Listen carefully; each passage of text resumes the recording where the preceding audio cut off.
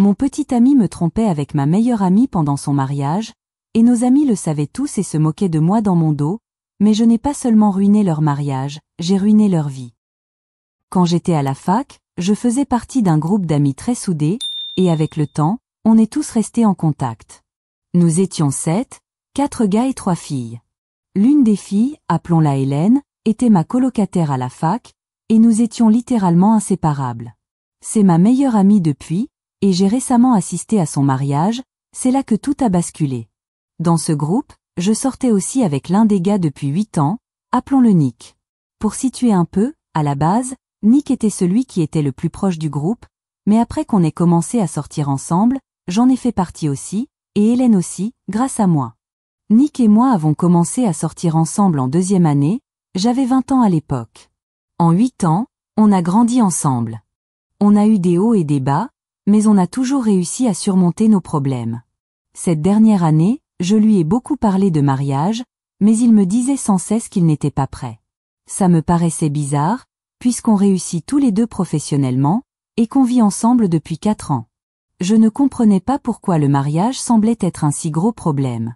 J'accorde beaucoup d'importance à ma carrière, mais je veux aussi me marier et fonder une famille. Nick et moi nous disputions beaucoup à ce sujet ces derniers mois. Il pensait que je le brusquais, ce qui n'avait aucun sens après 8 ans de relation. Il me répétait que je devais me concentrer davantage sur le travail, ce qui était encore plus absurde, étant donné que je gagne plus que quiconque dans notre entourage, et que je dirige l'entreprise de fourniture de bureaux de mon père depuis 2 ans. Beaucoup de femmes réussissent leur carrière tout en étant mariées et mères, je suis prête pour ça. Donc ces excuses n'étaient pas valables à mes yeux. Au fond, je savais qu'il ne voulait tout simplement pas s'engager avec moi, malgré notre longue histoire, et ça me blessait profondément. On se disputait souvent à cause de ça. Mais malgré tout, on n'avait pas rompu. Vu son comportement, je n'ai jamais pensé une seule seconde qu'il me trompait, parce qu'en dehors de ça, il agissait comme d'habitude. L'un de nous finissait toujours par s'excuser, et je croyais qu'on finirait toujours par se retrouver. Mais je ne pense plus ça, parce qu'au mariage d'Hélène, j'ai compris qu'il me trompait probablement depuis longtemps. Et le pire dans tout ça, c'est qu'il me trompait avec ma meilleure amie, la mariée elle-même. Je l'ai découvert il y a quelques jours, quand je les ai vus s'embrasser sur le parking, dans ma voiture, en plus. Au lieu de les confronter sur le moment, j'ai décidé d'y aller façon théâtre et de les humilier publiquement. Pour remettre dans le contexte. Nick et moi avions fait la route jusqu'à l'hôtel où Hélène se mariait la veille du mariage. Ce soir-là, on devait assister au dîner de répétition, mais j'étais épuisée par le voyage, et je souffre parfois de migraines très fortes, donc j'ai décidé de ne pas y aller. Plus tard dans la soirée, ma migraine s'est aggravée, et comme j'avais oublié mes médicaments, j'ai dû sortir en acheter. C'est comme ça que je me suis retrouvée sur le parking, je ne voulais pas marcher, et c'est là que je l'ai surpris. Je crois que je suis restée figée pendant 45 secondes. Dès que j'ai compris ce qui se passait dans la voiture, j'ai fait demi-tour. J'étais incapable de gérer ce que je venais de voir. Je ne pense pas qu'ils m'aient vu, ils étaient trop pris dans leur moment. J'ai eu de la chance, on va dire. Le dîner de répétition venait de se terminer, alors je suis montée voir l'un de nos amis dans sa chambre, en espérant parler à quelqu'un de ce que je venais de découvrir, pensant qu'on allait me réconforter et m'aider à trouver le courage de confronter Nick et Hélène à leur retour. Mais en arrivant devant la porte, j'ai entendu plusieurs voix. J'ai vite compris que tout le groupe était là. Et par coïncidence, ils étaient déjà en train de parler de Nick et Hélène. Non seulement ils en parlaient, mais en plus ils se moquaient de moi et de mon ignorance. Donc ils savaient. Ils savaient tous depuis le début et couvraient leur histoire. La seule autre fille du groupe, mon amie Kate, a même plaisanté en disant qu'ils allaient finir par se faire prendre à force de se cacher partout, même pendant les préparatifs du mariage. Apparemment, ils avaient aussi couché ensemble après que je sois partie tôt de la fête de fiançailles. Tout le monde trouvait ça hilarant et en parlait comme si ce n'était rien. Alors j'ai juste tourné les talons. Heureusement, personne ne m'a vu, ils avaient sûrement trop bu pour faire attention. Ce jour-là a été l'un des pires de ma vie. Mais même dans ce moment, après être retournée dans ma chambre et avoir pleuré une quinzaine de minutes, j'ai décidé de ne rien laisser paraître, car je commençais déjà à préparer ma vengeance. Je savais que j'allais leur donner une leçon qu'ils n'oublieraient jamais. Quand Nick est revenu dans la chambre, j'ai fait comme si de rien n'était, et on s'est couché sans parler de quoi que ce soit. Le lendemain, le jour du mariage, j'ai salué tout le monde comme si rien ne s'était passé, et tout se passait bien jusqu'à ce que je me lève juste avant le début de la cérémonie. Devant tous les invités, j'ai dit que je voulais faire un discours en l'honneur de mon ami. Ce n'était pas prévu, donc il y avait forcément des regards étonnés. Mais j'imagine qu'Hélène pensait que j'allais dire quelque chose d'émouvant sur notre amitié, alors elle a accepté.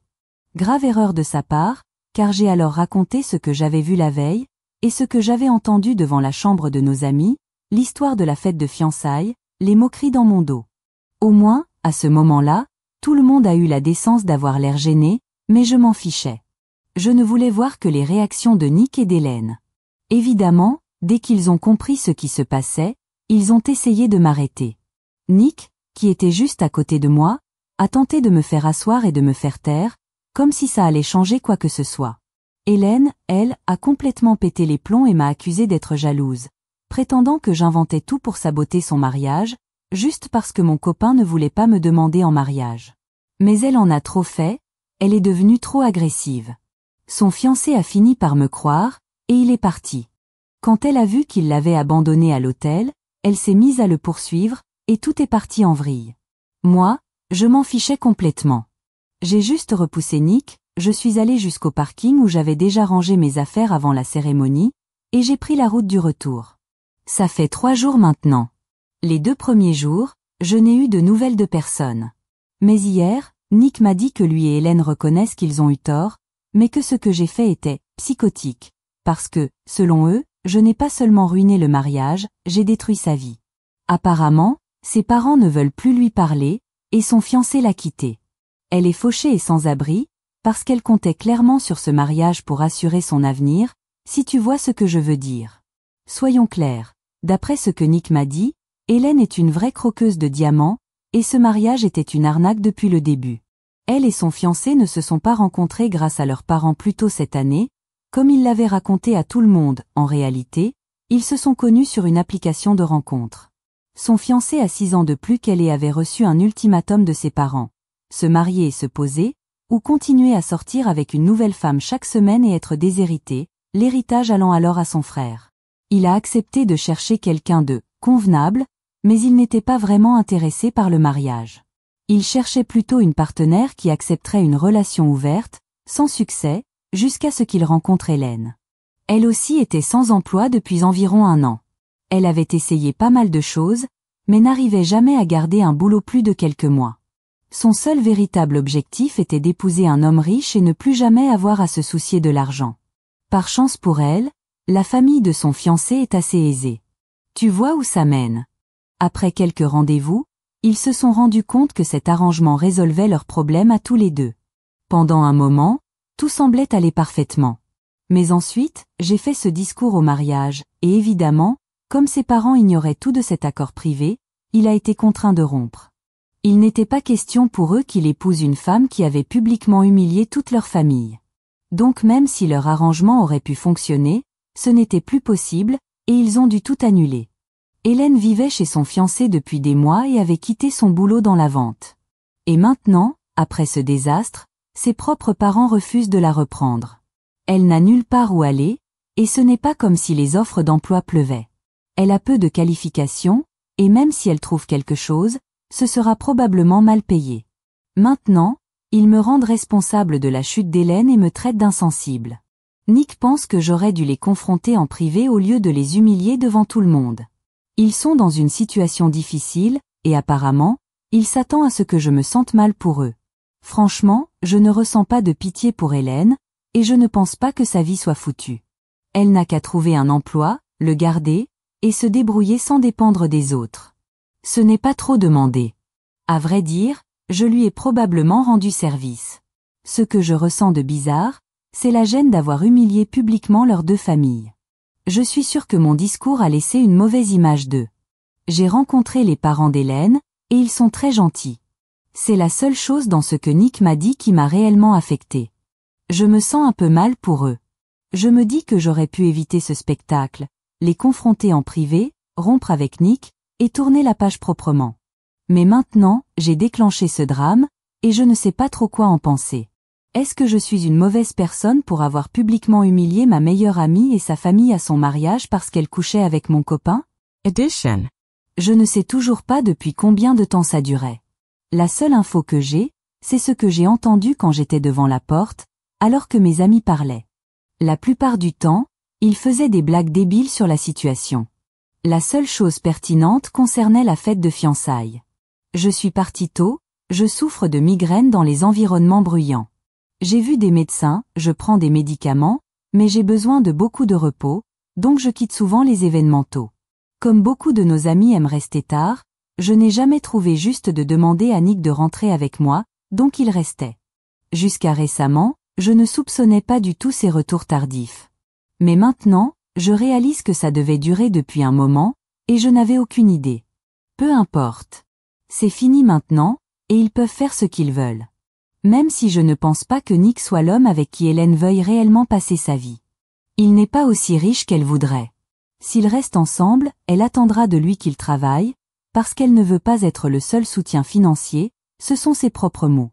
À l'époque, je trouvais ça admirable. Mais je ne pense pas que Nick le voit comme ça. Je ne crois pas non plus que Nick supportera son côté ultra-théâtral, elle est bien plus dramatique que moi. Mais bon, c'est leur problème maintenant. Mise à jour 1. 2 jours après mon post, et je n'ai toujours pas répondu au message de Nick concernant ce qui s'est passé avec Hélène. Je ne ressens aucun remords, je n'ai rien à regretter. J'ai été blessée et j'ai réagi violemment. Point. Si ça a eu des conséquences pour d'autres, ce n'est pas mon problème. Surtout quand ces gens m'ont blessée sans même y réfléchir. Même les parents d'Hélène m'ont appelé pour s'excuser du comportement de leur fille, et moi, je leur ai présenté mes excuses pour la manière dont tout s'est déroulé. Ils m'ont dit que ce n'était pas nécessaire, qu'elle avait mérité ce qui lui était arrivé. Donc de ce côté-là, c'est réglé. Je n'ai pas parlé aux parents de son fiancé, mais je doute qu'ils m'en veuillent. Quand je dis que je n'ai pas répondu à Nick, je veux dire que je n'ai rien dit sur ce qu'il m'a écrit. Mais je lui ai dit de venir chercher ses affaires et de partir rapidement. Évidemment, maintenant qu'on n'est plus ensemble, je ne veux plus voir ses affaires ici. Alors j'ai tout mis dans des cartons, prêts à être emportés. Quand il viendra, il n'aura qu'à les prendre et partir sans faire d'histoire. C'est la seule personne que je n'ai pas encore bloquée parce qu'il faut qu'on s'organise pour ça. Une fois que ce sera fait, je le bloquerai aussi. Tous les autres sont déjà bloqués, et Hélène a été la première. Maintenant que quelques jours sont passés, les émotions commencent à me submerger, c'est dur. Je n'ai pas été trahie par une seule personne. J'ai été trahie par mon copain, ma meilleure amie, et tous ceux que je considérais comme ma famille, parce qu'on était aussi proches que ça. Heureusement, ma famille biologique m'a soutenue. Ils sont venus me voir ces derniers jours pour prendre soin de moi, et surtout pour s'assurer que je prenne soin de moi-même. Je leur suis sincèrement reconnaissante, parce qu'au moins, quelqu'un se soucie de moi. Mise à jour 2. Presque 9 jours après l'incident, Nick m'a envoyé un message ce matin pour dire qu'il viendrait l'après-midi récupérer ses affaires. Ça m'allait. Comme il n'avait pas essayé de me contacter ces 9 derniers jours, je pensais qu'il viendrait juste prendre ses cartons et s'en aller. Mais en arrivant, alors que je commençais à lui remettre les boîtes, il a dit qu'il voulait vérifier dans la maison au cas où quelque chose aurait été oublié. J'ai hésité, le laisser entrer pour « vérifier » me semblait être une perte de temps, mais je n'ai pas pu dire non. Peut-être que j'avais vraiment oublié quelque chose, et je voulais juste que tout soit terminé. Alors je l'ai laissé entrer. Il a regardé autour de lui, a récupéré quelques affaires que j'avais oubliées, et je pensais que ce serait fini, qu'il allait tout emballer et partir. Mais au lieu de ça, il est allé dans le salon avec ses objets en main, et la situation est devenue vraiment gênante. J'ai fini par lui demander s'il comptait partir ou non. Il a dit qu'il voulait parler, espérant que je serais plus réceptive maintenant que du temps avait passé. C'était énervant, il agissait comme si des années s'étaient écoulées, alors que ça ne faisait même pas 2 semaines. Je ne me sentais pas obligée de lui parler. Il m'a trompée avec ma meilleure amie, point final. Ce sont eux le problème, pas moi. Je lui ai dit clairement qu'il pouvait venir récupérer ses affaires, rien de plus. Mais il a insisté en disant « Même si j'ai trompé, ce n'est pas comme si tu étais parfaite. Tu dois arrêter d'agir comme si tout était ma faute. » J'étais restée polie jusque-là, mais cette remarque a été la goutte d'eau. J'ai crié, parce que je ne pouvais pas croire qu'il insinuait que tout cela était de ma faute. Oui, je ne suis pas parfaite. Mais cette formulation sous-entendait que je l'avais poussé à me tromper, c'était scandaleux. Il avait déjà laissé entendre que mes ambitions professionnelles y avaient contribué, mais là, il jouait carrément à la victime. Il a dit qu'il n'était pas prêt à s'engager après 8 ans de relation, et prétendait que c'était à cause de moi.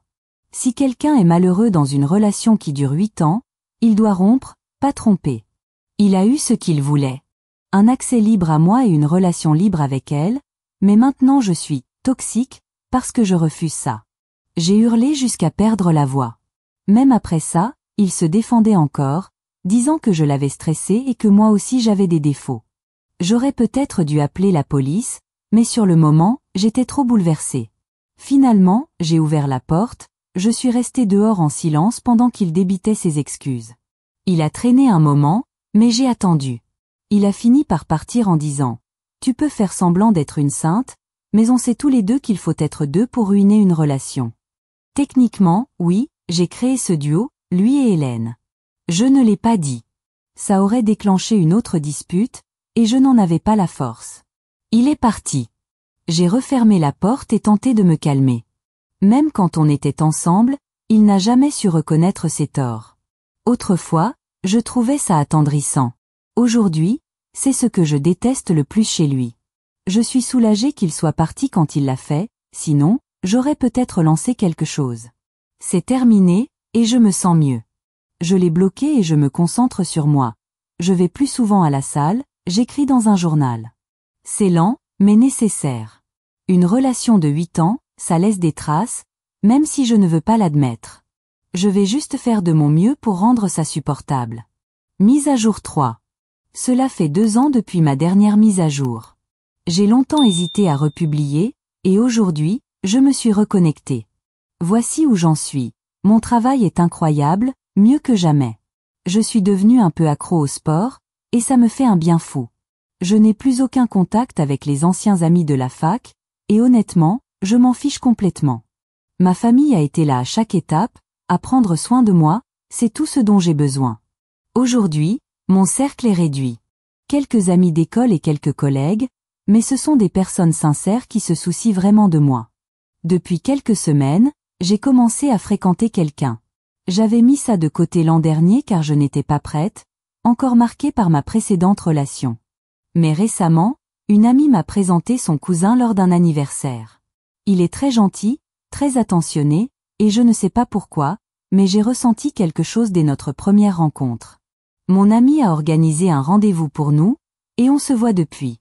Je lui ai tout raconté sur ma précédente relation et sa durée. Je lui ai expliqué que je voulais prendre mon temps avant de m'engager, et il a parfaitement compris.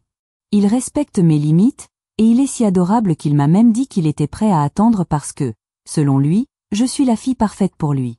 On est aussi sur la même longueur d'onde concernant le mariage et les enfants, il en veut tout autant que moi, et je pense que j'ai enfin trouvé la bonne personne. Ce n'est pas comme si on faisait des projets immédiats, il est encore trop tôt, mais c'est agréable de pouvoir parler de ces choses dès le début, pour ne pas perdre de temps. En tout cas, je suis bien plus heureuse que Nick et Hélène, qui se sont mariés quelques mois après ma dernière mise à jour. Mais leur mariage n'a même pas duré 1 an. Ils ont divorcé dans la même année. J'ai appris ça par une ancienne connaissance de la fac, un peu commère sur les bords. Je ne vais pas mentir, je ne ressens aucune peine pour eux. Mais j'espère que ça leur servira de leçon et qu'ils ne détruiront plus la vie de quelqu'un d'autre comme ils ont détruit la mienne. Cela dit, connaissant leur nature, qui sait? Le plus ironique, c'est que la rupture est survenue parce qu'Hélène a trompé Nick avec un autre gars du groupe d'amis. Je ne suis même pas surprise. Je ne serais pas étonnée non plus s'il se moquait de Nick dans son dos, ce sont des gens toxiques. Et maintenant que je suis loin de tout ça, je suis en paix avec ce qui s'est passé.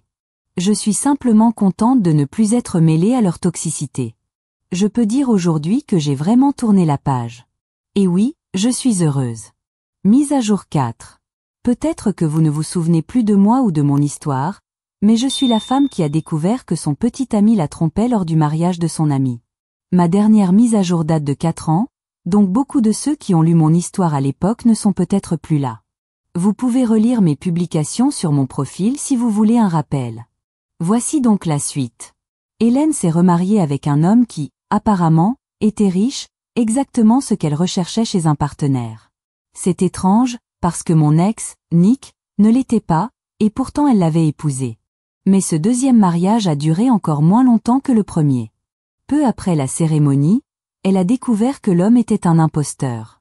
Il n'était pas aussi riche qu'il le prétendait, il louait sa voiture, vivait dans une propriété coûteuse en location, portait des vêtements de luxe, mais était criblé de dettes. Hélène n'a découvert tout cela qu'après avoir dit « oui ». Elle a donc divorcé une deuxième fois. D'après ce que j'ai compris, elle a essayé d'annuler le mariage, mais n'a pas pu, donc elle a dû passer par une vraie procédure de divorce. Pire encore, il a laissé des dettes à son nom. Elle n'a donc pas seulement subi un deuxième divorce, elle a hérité de factures supplémentaires à payer. Mais cette mise à jour ne concerne pas Hélène, ce n'est pas elle qui m'importe. Je vais moi-même me marier, avec mon petit ami depuis presque 4 ans. C'est presque drôle de relire mon post d'origine et de voir à quel point j'étais brisée à l'époque. Grâce à tout ce qui s'est passé, j'ai trouvé la bonne personne. Nous préparons notre mariage, qui aura lieu dans 4 mois. Tout se met en place, et je me sens profondément reconnaissante, cette fois, c'est agréable, pas stressant.